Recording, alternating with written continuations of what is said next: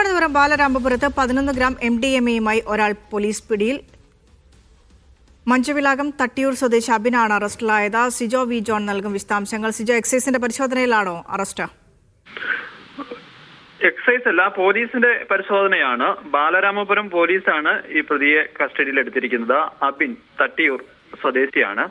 ഇന്ന് രാവിലെയാണ് ഇയാളെ MDMA-യുമായി പിടികൂടുന്നത്. 12 ഗ്രാം, അതൊരു കൊമേഴ്ഷ്യൽ ക്വാണ്ടിറ്റിയാണ്. ഇയാളുടെ അറസ്റ്റ് ഇപ്പോൾ ബാലരാമപുരം പോലീസ് രേഖപ്പെടുത്തിയിട്ടുണ്ട്. വൈകാതെ തന്നെ കോടതിയിൽ ഹാജരാക്കുകയും ചെയ്യും. ലഹരി കേസുകളിൽ നേരത്തെയും അറസ്റ്റിലായിട്ടുള്ള ആളാണ് അബിൻ. നേരത്തെ മാരായമുട്ടം പോലീസ് കഞ്ചാവുമായി പിടികൂടുകയും ചെയ്തിരുന്നു.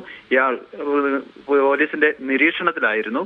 അങ്ങനെ ഇയാൾ MDMA കൈവശമുണ്ടോ എന്ന വിവരം ലഭിച്ചതിന്റെ അടിസ്ഥാനത്തിലാണ് കസ്റ്റഡിയിലെടുക്കുന്നതും പിന്നീട് ഇയാളിൽ നിന്ന് 11 ഗ്രാം MDMA പിടിച്ചെടുക്കുകയും ചെയ്തത്.